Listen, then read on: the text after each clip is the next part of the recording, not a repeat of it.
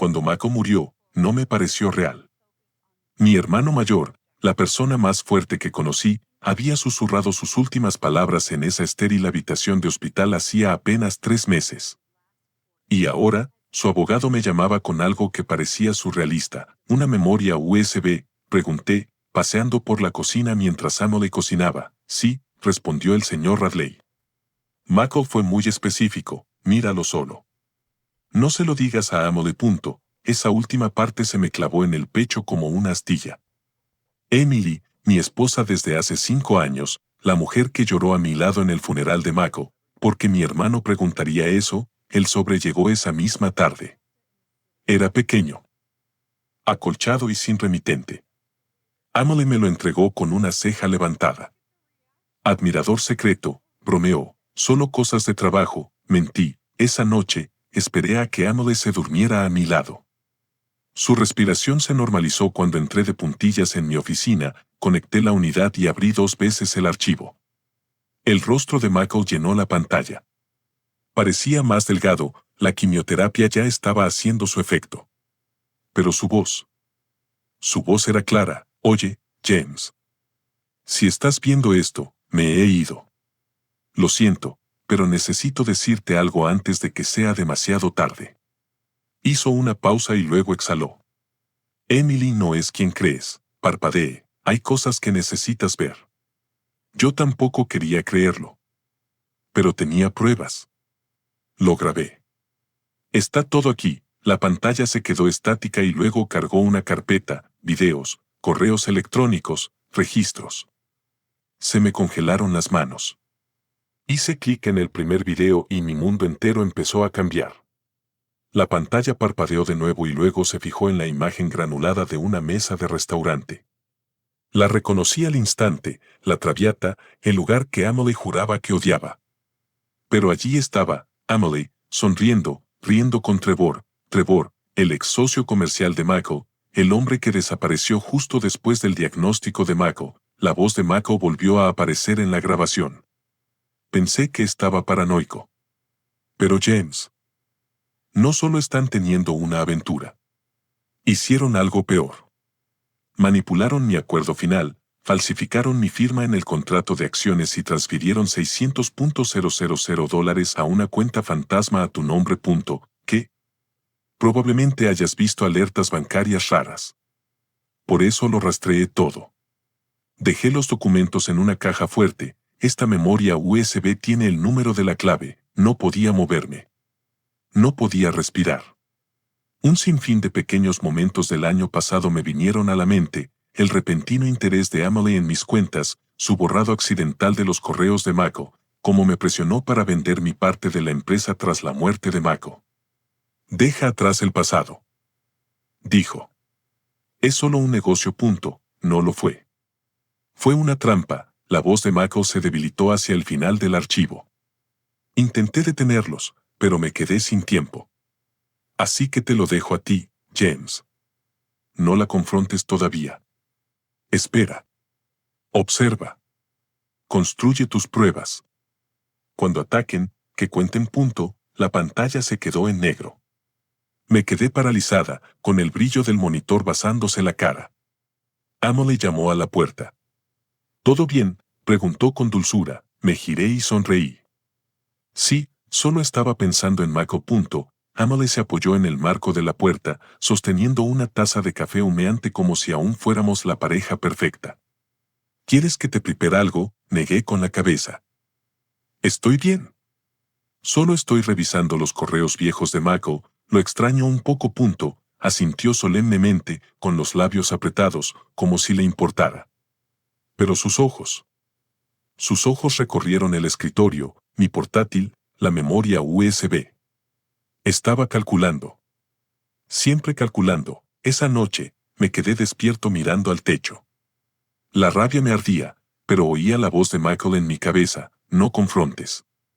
Reúne pruebas.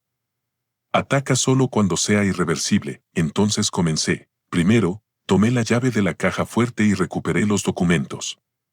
Michael lo había hecho todo: impresiones de cuentas, llamadas grabadas, copias notariadas. Sabía lo que hacía. Luego, instalé un rastreador de pulsaciones de teclas en nuestra computadora compartida, la que ella usaba para administrar nuestras finanzas. En 24 horas, tenía su contraseña. Y lo que encontré me puso los pelos de punta, correos entre ella y Trevor. No solo coqueteos, sino también estrategias. Está casi convencido de vender sus acciones. Estamos cerca. Transfiere el dinero a través de esa LLC de Wyoming. Nunca lo rastreará. Borren el nombre de Mako de los documentos. Digan que perdimos los originales, y luego, uno de hace 2 semanas, ya lo hemos desangrado bastante. Es hora de pedir el divorcio. Nos quedaremos con la casa, no solo me había traicionado, me había usado. Y ahora iban a limpiarme. Pero no sabían que tenía toda la estrategia. Planeaban un robo. Yo planeaba una demolición. A la mañana siguiente, besé a Emily en la frente como si nada. Sonrió, quizá incluso con suficiencia. Pensaba que seguía siendo su marioneta. No sabía que, mientras se duchaba, reenvié todos sus correos a una unidad segura. Incluso grabé su llamada con Trevor esa tarde, se jactaba de lo fácil que era manipularme. Esa noche, tomé la iniciativa. Llamé al abogado de Mako. Solicita la congelación, le dije, en menos de 12 horas, las cuentas conjuntas estaban bloqueadas. Todas las transferencias pendientes se detuvieron. Todos los documentos de la empresa con mi nombre estaban siendo revisados en busca de fraude, incluyendo la documentación falsificada de la que intentaron borrar el nombre de Mako. Al mediodía, Emily entró en mi oficina con el teléfono en la mano como si estuviera en llamas. James, ¿hiciste algo? Me llamaron del banco, mi tarjeta no funciona. Levanté la vista, tranquilo. Quizás deberías preguntarle a Trevor. Parpadeó. Mi teléfono vibró, una notificación por correo electrónico del investigador privado que había contratado hacía 2 semanas. Emily y Trevor acababan de solicitar un préstamo conjunto usando mi perfil crediticio empresarial. Giré la laptop para que pudiera ver las fotos, registros de hotel, papeleo, incluso un beso fuera de mi oficina. Confié en ti, dije. Pero interpretaste al hermano de un muerto. Me puse de pie. Hoy te vas de esta casa. Ella se burló, intentando recuperar el tono. No puedes hacer eso. Me hice a un lado, dejando ver a 2 agentes uniformados junto a la puerta. De hecho, sí puedo. Fraude, robo de identidad, abuso de transferencias bancarias. ¿Quieren que siga? Su rostro palideció. Emily gritó, no de miedo, sino de furia. Esto es una locura. James, ¿cómo pudiste hacerme esto? Los agentes no se inmutaron. Ya lo habían visto antes, manipulación disfrazada de indignación. Uno leyó con calma la orden de protección temporal mientras el otro le pedía que recogiera sus cosas. Te demandaré, gritó. Lo perderás todo, no respondí. En cambio, me acerqué a la repisa de la chimenea y cogí una foto enmarcada de Michael y yo del día que abrimos nuestra primera oficina. Ya lo perdí todo desde el momento en que te dejé entrar en mi vida, susurré. Trevor intentó llamarme esa noche. Lo dejé sonar, entonces, comenzó la verdadera avalancha.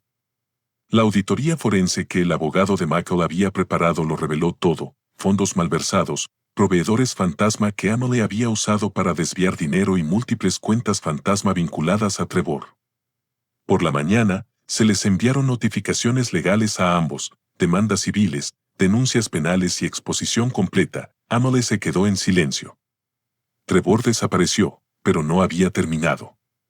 2 semanas después, me presenté ante una sala llena de periodistas y anuncié el relanzamiento de la Fundación Hermanos Hamilton.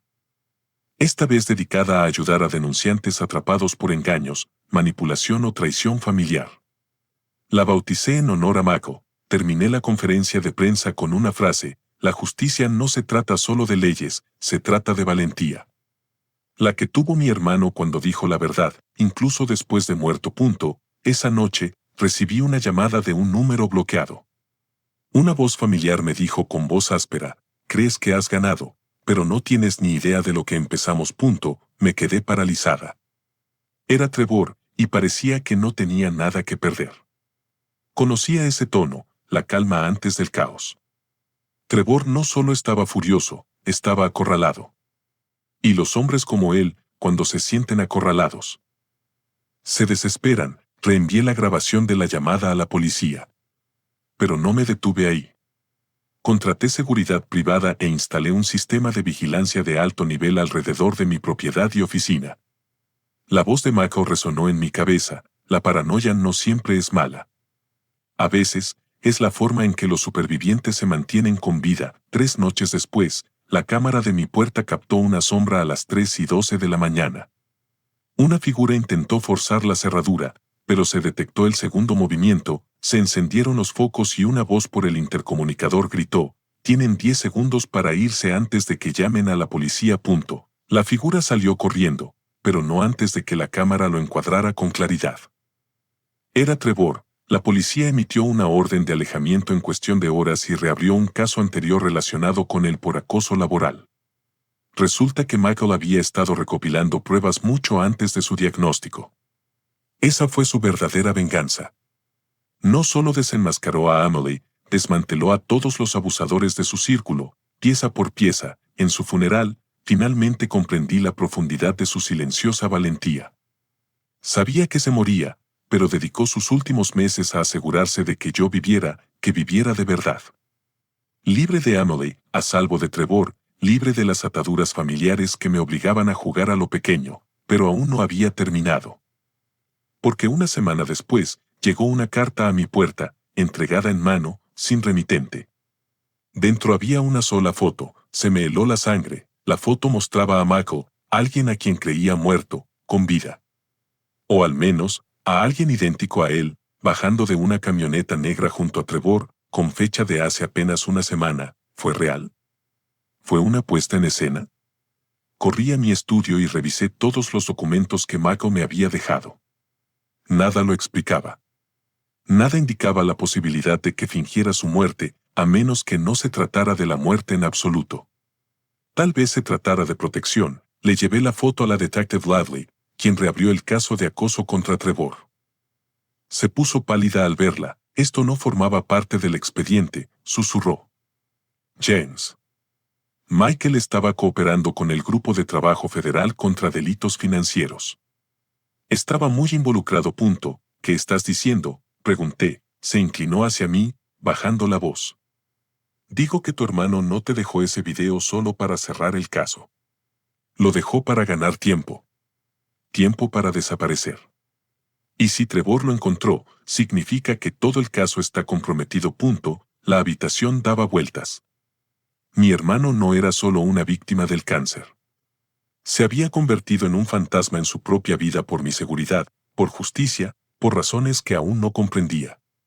Pero ahora que Trevor había resurgido, todo estaba perdido, y cuando llegué a casa esa noche, otra carta me esperaba en la puerta. Esta estaba escrita a mano. Dentro, solo 8 palabras: nos vemos donde el árbol se partió. Medianoche, sin nombre. Sin firma. Pero sabía que era Michael. Y me estaba llamando de vuelta al fuego. Llegué al viejo roble, el que se partió en 2 durante la tormenta del 96. Era casi medianoche. Un viento frío soplaba por el claro vacío, y luego, pasos. Michael emergió de las sombras. Ni un fantasma, ni un recuerdo. Más viejo, más delgado, pero vivo. Antes de que digas nada, dijo, necesito mostrarte algo. Me entregó una memoria USB. Está todo. Las cuentas extraoficiales de Trevor. Sus vínculos con el juez, los sobornos, los acuerdos cerrados. Necesitaba a alguien de confianza que lo hiciera público en caso de que no regresara. Estaba temblando. ¿Por qué yo? Porque todavía crees en la verdad, James. Y porque siempre fuiste el único que no me pidió que fuera algo que no era. Hablamos durante horas, como hermanos otra vez. Michael había fingido su muerte con ayuda de los federales para infiltrarse. Pero en cuanto Trevor se enteró, todo se vino abajo. Michael desapareció antes de que pudieran silenciarlo. Vuelvo a esconderme, dijo mientras el horizonte empezaba a brillar con la mañana. Pero ahora, la decisión es tuya. Tomé la unidad flash y la usé. En las semanas siguientes, las consecuencias fueron devastadoras. Arrestaron a Trevor. El juez dimitió. Mi familia finalmente comprendió quién era Michael en realidad. No era una historia con moraleja, sino el hombre más valiente que he conocido. Y la mañana de Navidad llegó un sobre a mi puerta. Dentro había una sola fotografía, Michael y yo, a los 12 años, sonriendo bajo el sol. No había ninguna nota, pero no la necesitaba. Hay cosas que dicen más que palabras.